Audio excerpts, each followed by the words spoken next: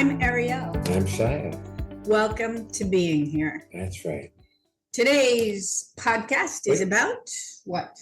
The exponential power of listening. And I would think of talking about listening as the entryway into discovering yourself. Oh, wow. The entryway into discovering yourself. The exponential, which means gets faster and faster, the exponential power Of listening. Listening, when you truly listen, rather than listen to see if you already know what's being said, whether you agree or disagree, whether you have a better idea, or in other words, what they're saying is, when you say that to yourself, you're certainly not listening. Listening is hearing what's being said from the other person's point of view and actually allowing them to be correct in their point of view. So you're not finding exception or fault to what they say. So true listening is allowing what is being said to come into you without filtering it through your own knowledge, information that you already have. Now that takes a bit of doing, because most of the time you think about what people are saying rather than just allow it to come in. Or you think while they're saying, meaning, yes, while Shia was talking, they were thinking about something else. Yes, and it may not even be remotely related. It happens to me sometimes while I'm, quote, listening to a book. Well, sometimes podcast listening to a book, or I'm reading. I get to a point where I'm skim reading while I'm actually thinking about something else. And at the end of that, you don't recall what you read. Correct. Right. Well, see, true listening actually pulls you into the current moment of your life. And that's where your experience lives, in the current moment. Your thoughts live in the future or the past. And so thinking about those things pulls you out of your experience of life. I once wrote an interesting article about missing my morning coffee yeah. In that I drank it, but I was so busy doing something else, I had no recollection of the taste or the smell or any of it. It was just gone. Along with the moment. That's right. And that's where life goes flat. I don't recall which book of ours. We've written several. We've written 6. But there's a chapter called Listening Your Way to the Moment. And I realized that when you're really listening, you're already here. When you're really listening, you're in the moment. Yes, the future goes away and the past is gone. And you're here. That's right. Let's test this out with our guests. Okay, let's do that. We're starting with Dagmar. Oh, I like that. All right, Dagmar, welcome to being here. Tell people where you're zooming in from. Hi, I'm Dagmar and I'm zooming in from Hamburg, Germany. Nice. Welcome. Yes. Thank you. We're so excited. We're coming to Hamburg, Germany. In May. I'm so excited that you are coming. Yes. I'm very much looking forward to that. Later in the season than we often come. So I'm imagining we'll have different flowers, different green trees. I'm excited to get to see everybody in the European community and all the people who want to come join us. Because there are people coming from the States too. Which is really cool. Yes. Listening is the topic today. And I would love to talk to you a little bit more about listening because at the beginning, Shia, you said something that I was thinking about and then I forgot, something to do with listening being the entryway into discovering myself. Was that what you said? Something to that effect. I think I've never heard you say that before. Well, I probably never said it exactly that way before, because see, I don't just repeat. I look, and what shows up in the current moment is what I say. And I see that listening, the act of truly listening is like a restart button where you restart something, it's like Yeah, turning a light switch. You're suddenly here. I When you, like that. it isn't that you're getting here, it is the initiator of being. See, it's what produces your experience of being in the moment is you're actually letting go of that thinking machine that lives you most of the time, that works on the future and the past. Well, when you leave that alone, you have the opportunity for an experience to show up, Yes. which is see, sense, feel, touch, taste, smell. Know spontaneously without having previous knowledge. I love that. Ooh, that's good. Yeah, without thinking about it. Yeah, I just, Without thinking about it. Thinking about it compares what is to what was. yeah. So when you think about something, you're thinking about it, you're trying to fit it in with what you already know or believe to be reality. Yeah, and I can see myself doing that a lot. Like I have a very active mind, And Ew. yeah. And there's nothing wrong with that. I mean, it allows you to be an amazing translator because, and your mastery of the English language is really quite profound. I noticed that you have almost no accent at all. That took Thank you. some doing on your part. Yeah, it's something that I love the English language. I just fell in love with it. I can't even tell you why, but it's the way it is. So, Well, yeah. that's probably why you got your doctorate in English. We should be calling you Dr. Dagmar. That's right. I know you like to downplay that. And then you just got your master's in psychology as well, correct? Yeah, that's correct. I'd And like to you're talk also, about psychology.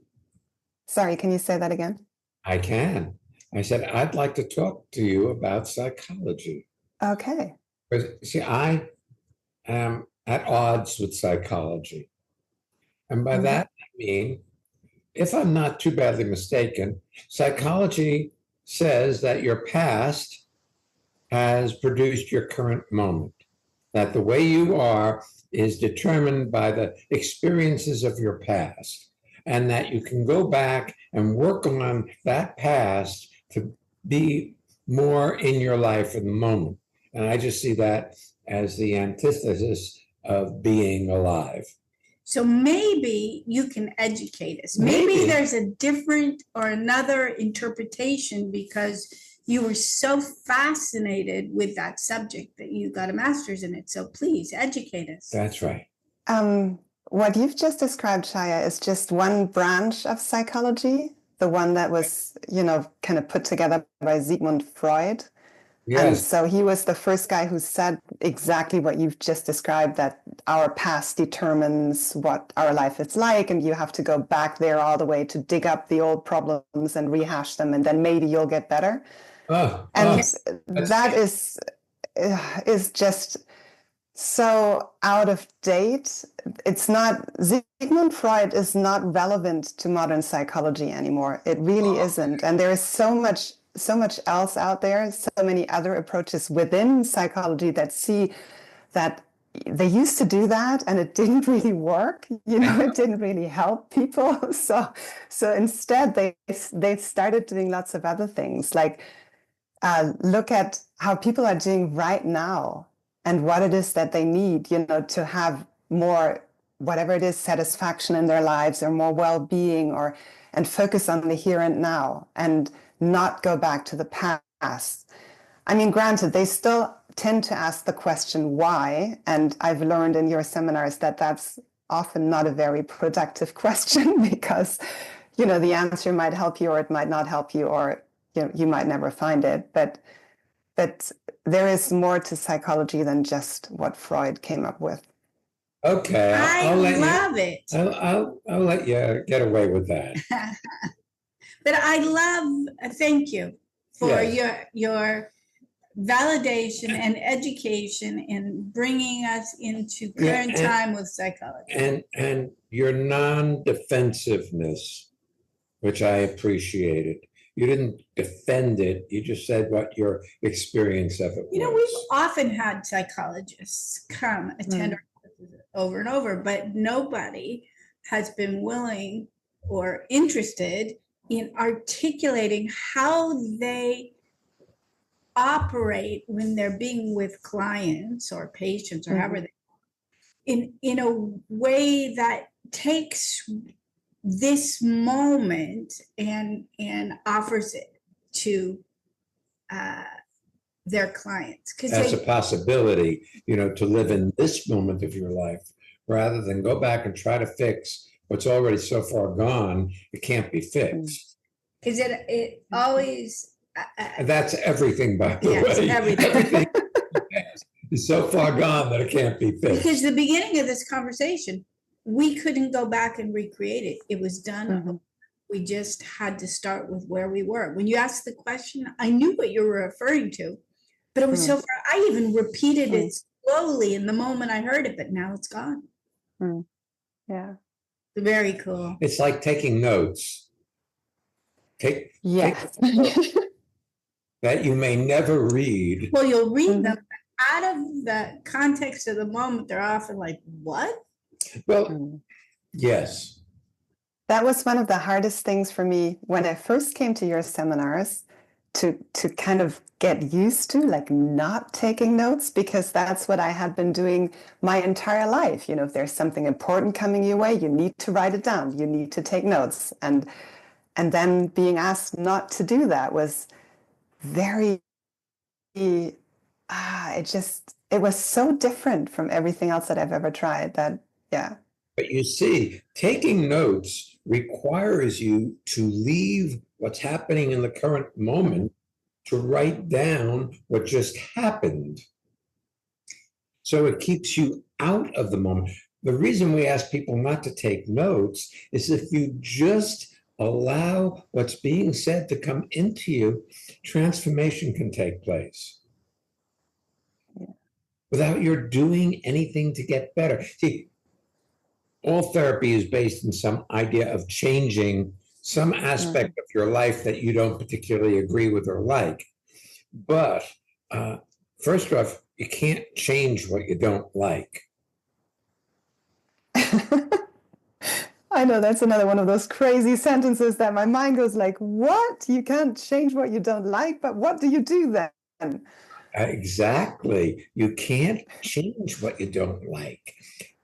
See, whatever you don't like or don't want, you keep repeating.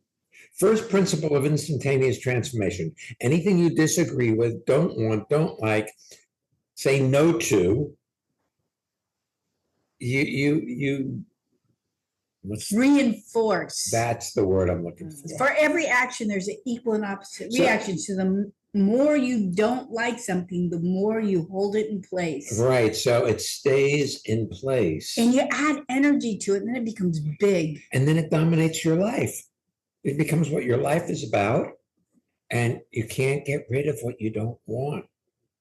Because the mere act of having a preference keeps things stuck. See, I like talking with you because your genius allows your genius is in the listening. That's right. And it allows our genius to show up. And in your non-defended nature, the idea that you may discover something new is less threatening to you than it is interesting to you. That's true. Yes. Well, and I've known you guys for a number of years now, and I love you. And I know that whatever it is that you tell me is true. I really do. You see, that's dangerous in a way. The truth Believed believed. is a lie. Oh, Very good. See, when you believe something is true, you don't look to see if it's true in the current moment. It then becomes a Belief system. belief system rather than a living, breathing Dagmar. Experience of the truth of the moment all right. is what is. Not your ideas about what you would prefer. That's all added on and takes you out of the current moment. See, the current moment is experience. Your experience of living is what happens in the current moment. Your thoughts about your life take you out of the current moment. It may be what you're doing in the current moment, but you're not in the experience of being alive. Yes. You know, we never spoke about the third principle yet. Did we even speak about the second principle yet? That you can only be exactly as you are in any given moment. That's the second principle. Or no two things can occupy Dagmar at the same time. Second principle. So let's say there's something you don't want and you're not wanting it. That is all you are in that moment. It persists, it grows stronger, and it dominates your experience of life. And no two things can occupy you at the same time. You become preoccupied. And I'm sure you've seen that, where you've gone to speak to your husband, or you're in front of your students, or you're at home doing something and you're preoccupied. So you're not really there. You're in the thought process of what's occupying you. Third principle. Anything you see without judging completes itself in the instant you see it. So anything you allow to be exactly as it is allows you to be, as in being in the current moment of your life. So let's go back. But if you resist it, either for or against, anything you have a preference for pulls you out of the current moment, because you're no longer with what is, you're in resistance to those things that you don't approve of or appreciate. So let's go back to Shaya's earlier statement that you can never like what you don't like. Did I say that? Yes. You can never change what you don't like? Change it. That's you never change what you don't. Thank you. Thank you. Yeah. You know, if you don't like something about you, look, okay, here, I'll give you an example that will be relevant to you. Okay. Do you think you need to lose a few pounds? Yes, I do, actually. Now, have you been heavier in your life? Yes, I have. How much heavier have you been? 22 kilos. So that was what, like 45 pounds or something? Yeah. So you've lost 45 pounds, and yet you still think you should be thinner. Yeah. Oh, and when you were 45 pounds heavier, didn't you think if you lost 45 pounds or 22 kilos, you'd be much happier? Dancing. Yes. Did anything change? No. Well, except for my dress size, but then I was happy for about 2 minutes and then that was it. So, you know, I found something else to get worked up over. And yeah, so. Not to say you shouldn't have lost weight. No. Good on you for doing that. But yeah. You see, it isn't about weight. If you think there's something wrong, nothing can make it right. However, here's that third principle. Anything you see without judging completes itself. I had a different example. It's not what you don't like, it's that you don't like. Meaning, for instance, been emailing back and forth with a friend who got a really non-preferable health diagnosis. And it requires several steps to hopefully combat the health challenge she has. She absolutely does not like this diagnosis. And of course, when you hear something like, hey, and you're familiar with this, you get a diagnosis and you don't want it, you fight it, and it's right front. Mhm. It's what you think about all the time because, Yeah. you know, But if you start noticing that you don't like it without judging yourself for having that automatic reaction, it loosens its hold on you. it It's loses like its power over you. no one's saying to her that she should like having this health challenge. But if you see your dislike without judging yourself for having had it, it isn't between And you and the it- world Well, it anymore, allows you to have a life, rather than a diagnosis over top of your life. or rather than a conversation about your liking or disliking whatever the diagnosis was. Mm. Oh, that's so perfect. You I can, love that. yeah, Yes, that's I good. can see that. Yeah. And look, you get better at this game of letting go of the upset that shows up when life shows up the way you wouldn't prefer. Because it's immediately upsetting. And Yeah. then you have a choice to either resist that or allow yourself to experience what it feels like, and then it's over. Mm. Doesn't mean it won't come back because you have thoughts, and thoughts generate feelings and emotions. Also, I know that sometimes when there are unknowns in our lives, or we were speaking with someone this morning who's just gotten a promotion at work. Mhm. And so there's in effect this big expansion all of a sudden. And there are all of these projects she doesn't know how to do yet. So her team of 85 is probably going to expand, like everything Mhm. expands. So in that extra space, thinking about these problems can fill that space because it's more comfortable than the unknown. See, being upset is more comfortable than the unknown. So Yeah, that sounds familiar. back to the diagnosis that I don't like. It's like Mhm. I can go back to any of those rather than attend to what's right in front of me. Yeah. Oh, yes. You know, we had a windstorm here last night, and we were going to go out for Japanese food. And we start driving down our driveway, and Ariel says, "Look at that." And a tree had fallen, or a limb from a tree had fallen across our driveway. Okay. But So it didn't hit you, so it had already, it was, It was already blocking the drive. So we got out and we moved it. This morning, I cut it all up and took it away completely. okay. But you could either complain I can't go now. or There's a limb there. Mm. or you can Attend to it. attend to it. Yeah. And that's the way it is with life.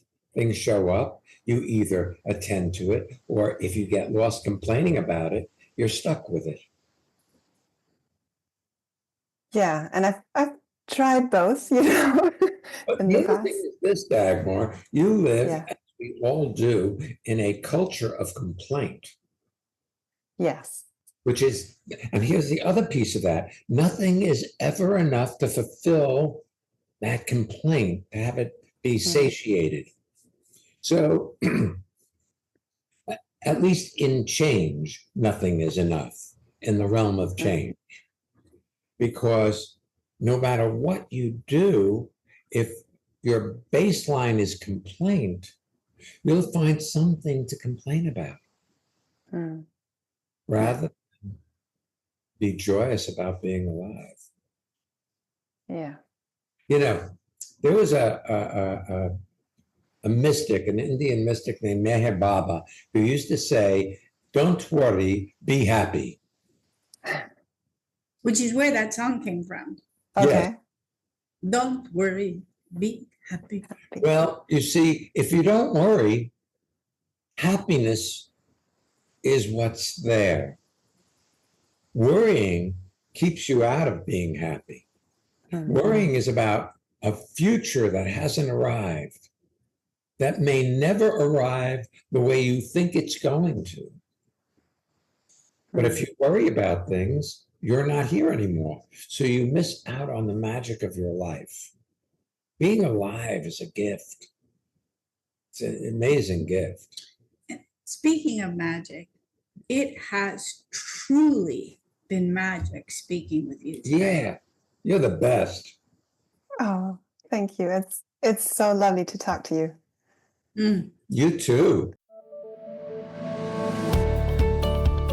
Hey, you want to hear about transformation? We've got one of our listeners about to tell you about what's happened in their life out of listening to being here. This is Wendy in Queens, New York, and I love attending Ariel and Shaya's seminars.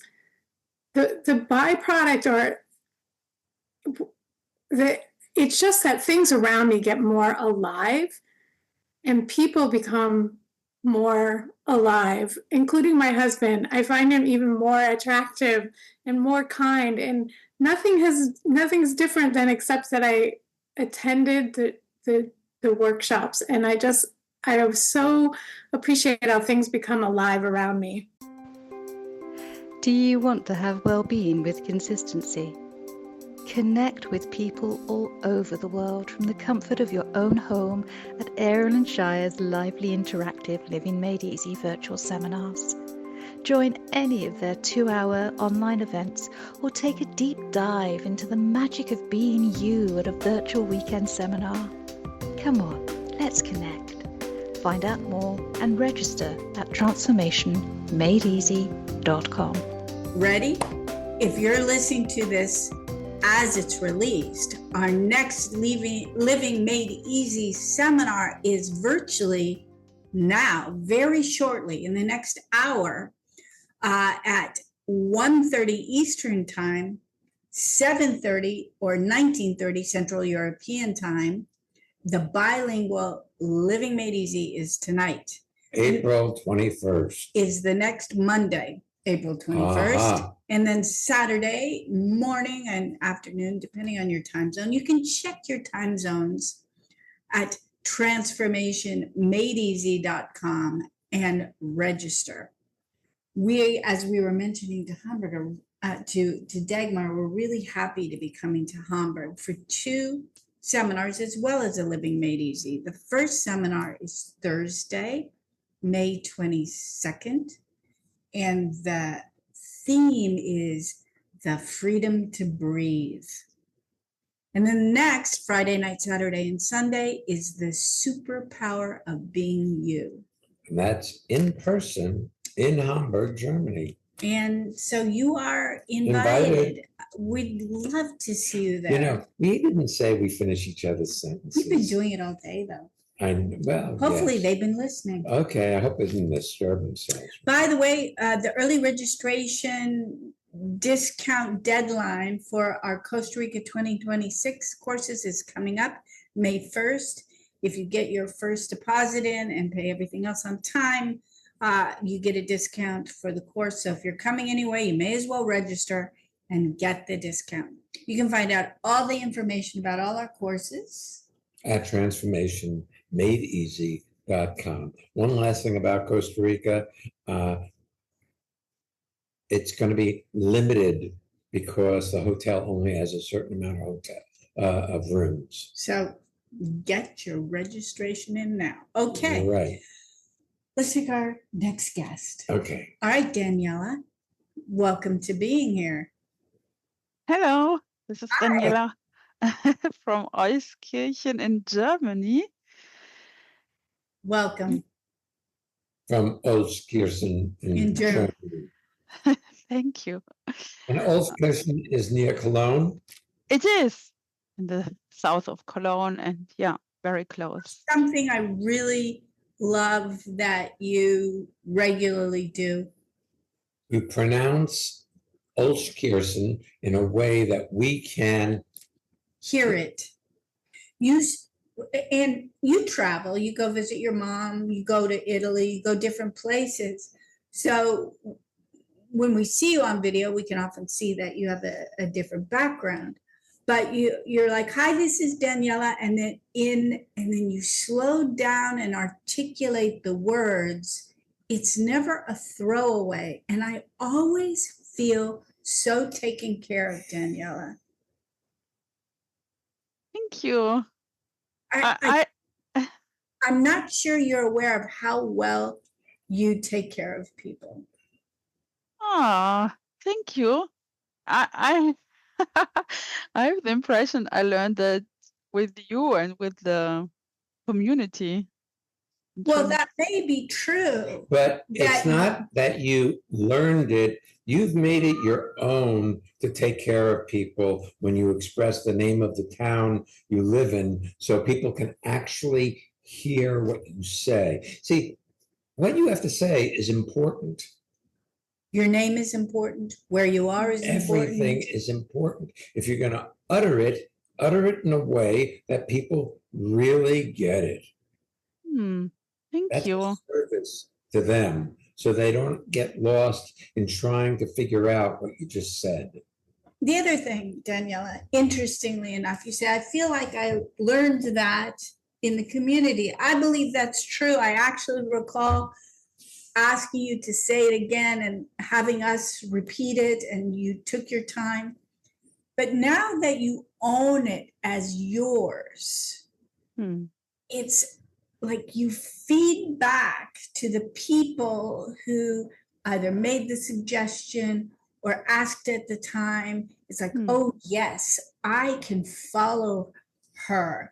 There's something really great in that. It's like you win, we all win. It's like, I'm brilliant, you're brilliant, we're all brilliant. Yes. Cool. That being said, what would you like to talk about? There you go. Oh, a million things now. Okay, what's the one that comes up most or first in your mind's eye? What would you like to talk about? Listening. And what I'm looking at is, usually when I talk with you, or in the past, okay, I came like inside of me a little bit, I'm a little bit broken, I need help, stuff like that. And now I'd like to... Can you hear our cat, or is it just us laughing at it? Just screaming back there. Because it's yes, I'm a little broken. Yes, go ahead. Yeah. And I realized like sometimes I have very good insights. And I like to share them instead of coming like, oh, I'm broken, or can I fix this, or can I fix that? So listening, why I'm referring to listening is like I have thoughts which I'm listening to, which sometimes I like, which sometimes I don't like. But sometimes there are like really valuable insights that I could share, and then I forget because I listen to that conversation. Yeah. Well, now that you know that, you have a choice.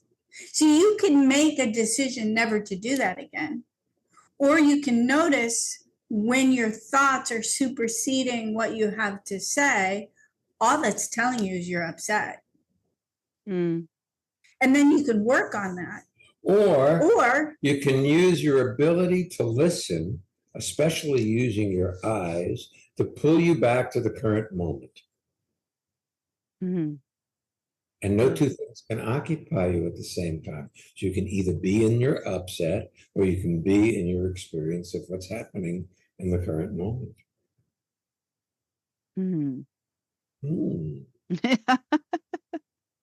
What comes up for me is that when I'm with you or in the community, I have the impression that for me it's easier to drop. That's accurate. That is accurate. You're absolutely right. When you're in the presence of other people who are being in the current moment, it's easier for you to access the current moment. Think of it like a tuning fork. Bing moment. It resonates. All of us have that being and ability to listen in there, and people in this community regularly practice the skill set of setting down their judgmental nature to actually truly listen to another person, to actively be interested rather than hold on to their agendas and where they want to get, what they want to do, what they would prefer, and who they think that person is, all those petty things that we all have. They purposefully set that down. Of course, it's easier. However, you can practice being your own community leader out and about in the world. Mm. Yeah. Yeah. I Well, could. look, it's this way, Daniela. I've known you for a number of years, and I've never seen you so beautiful as I do today. Oh, thank So you. present in your life. And So he's not even talking primarily physically. There's a beauty about the way you're being that I find very attractive. Mm. And Thank it you. isn't that you're doing something It's to probably that produce she's this. not doing something. That's right. I have a question. Are you being kinder to yourself these days? Yeah, I am. I am. That's the answer. See, when you're kind Yeah. to yourself, you're kind to everybody around you, including your boyfriend, including your daughter, including your mother. Yeah. Yes. I can see that. Hmm. I think Costa Rica this year was very powerful for you. Yeah, it was. And it's one of those things that Costa Rica is over, but your experience of you as Keeps a result expanding. of your having been there Mm. keeps expanding. Yes. Hmm. There's something, one of the things that we regularly do now, it was an inspiration I had last year when we did the creativity and intuition seminar. I had the idea, why wait till the seminar starts to start playing with intuition? So we set up a WhatsApp group and I started doing little videos and sending suggestions like about listening or about looking and seeing as the access way to the moment, to your intuition and your creative nature.